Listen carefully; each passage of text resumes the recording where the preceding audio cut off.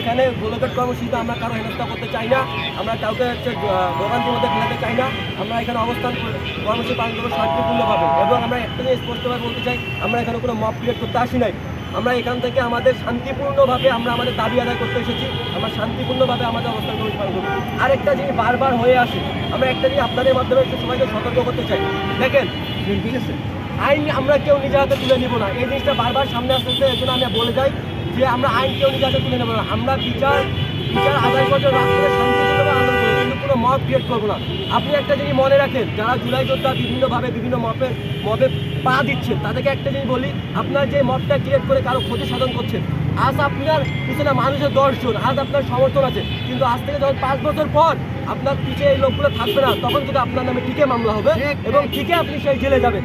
তার মানে অন্যের ষড়যন্ত্রে আপনি পা না দিয়ে ন্যায়ের পথে থাকুন, শান্তিপূর্ণভাবে আন্দোলন করুন, শান্তিপূর্ণভাবে যৌক্তিকভাবে আপনি দাবি আদায় করেন এবং মদে কেউ পা দিবেন না। আমি সবাইকে জানাতে চাই যে মদ সৃষ্টি করে কারো কোনো ক্ষতি সাধন করবে, কারণ বাংলাদেশের প্রতিটা সম্পদ বাংলাদেশের সবার, এবং এই সম্পদকে আমাদের রক্ষা করতে হবে। আমরা শান্তিপূর্ণভাবে আমাদের আন্দোলন করবো এবং আমরা সবাইকে আহ্বান জানাই, সবাই শাহবাগে আসুন, আমরা আমাদের শান্তিপূর্ণভাবে আমাদের অবস্থান কর্মসূচি পালন করবো এবং আমরা আমাদের নিরাপত্তা আদায় করে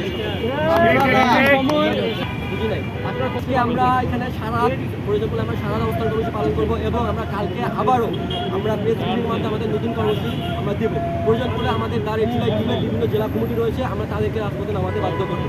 প্রয়োজন করলে বাংলাদেশের বিভিন্ন গুরুত্বপূর্ণ জায়গা আমরা ব্লক করে দেবো। ব্লক করে যতক্ষণ পর্যন্ত আমাদের নিরাপত্তাটা ইনশিওর করা না হয়, ততক্ষণ পর্যন্ত আমরা ব্লকের কর্মসূচি পালন করবো। আমাদের নিরাপত্তা হয়ে গেলে আমরা সুন্দর ছেলের মতো যেভাবে হচ্ছে পড়াশোনার টেবিল থেকে রাজপথে নেমে এসেছি, সেভাবে আমরা পড়াশোনার টেবিলে ফিরে যাবো। আমাদের এই বাংলাদেশের নোংরা রাজনীতির প্রয়োজন নাই।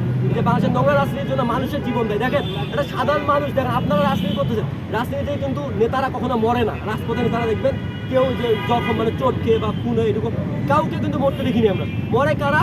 যারা সদস্য না, তাদের পদও নাই, নেতা রাখছে, পিছিয়ে গেছে, কেউ মারা পড়ছে, এরকম অনেক ঘটনা আমরা দেখেছি। সেই জায়গায় একটা আমি বলতে চাই, যারা বর্তমানে জুলাই যুদ্ধের পর যারা বিভিন্ন শিক্ষার্থীরা রাজপথে আছেন, এখন আমি একটা শিক্ষার্থীদের উদ্দেশ্যে একটা কথা বলতে চাই এবং শিক্ষার্থীর অভিভাবকদের উদ্দেশ্যে একটা কথা বলতে চাই। আপনাদের যে সকল শিক্ষার্থীরা এখন রাজপথে আছে, একটা জিনিস বলি, এসব আন্দোলন বা রাজনৈতিক আন্দোলন করে হচ্ছে আপনার শিক্ষার্থীর কোনো লাভ হবে না।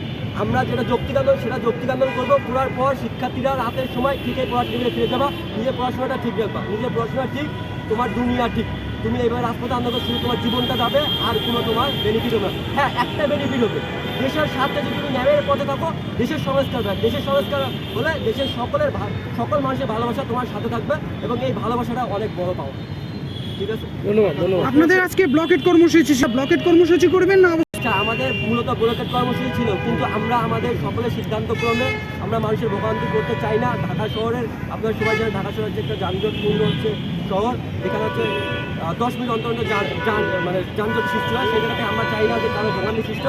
আমরা শান্তিপূর্ণভাবে আমাদের অবস্থান কর্মসূচি পালন করবো এবং আমরা শান্তিপূর্ণভাবে আমাদের দাবিগুলো আপনাদের মাঝে জানালাম এবং আমাদের দাবিগুলো আদায় না হওয়া পর্যন্ত আমরা শান্তিপূর্ণভাবে স্বাভাবিক অবস্থান কর্মসূচি পালন করবো। এতে যদি জনসংখ্যা বৃদ্ধি পেয়ে যায়, সেক্ষেত্রে যদি ব্লকেট কর্মসূচি শুরু হয়ে যায়, অটোমেটিক যদি হয়ে যায়, সেক্ষেত্রে হচ্ছে আমরা বলতে চাই, এটা হচ্ছে জনগণ তাদের দাবি আদায় করে রাজপথে নামছে, এটা সবাইকে শান্তিপূর্ণভাবে মেনে নিতে হবে।